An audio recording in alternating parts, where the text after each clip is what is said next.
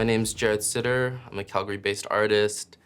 Primarily do work in illustration as well as animation.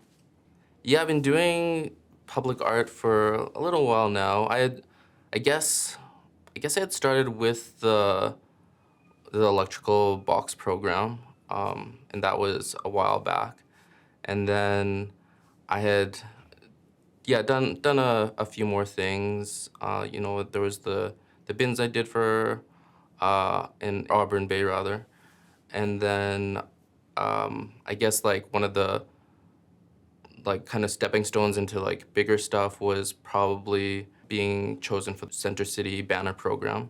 Yeah, and now of course the Chinatown work. But there's been like different little things, and not all through CADA, but other people contacting me as well.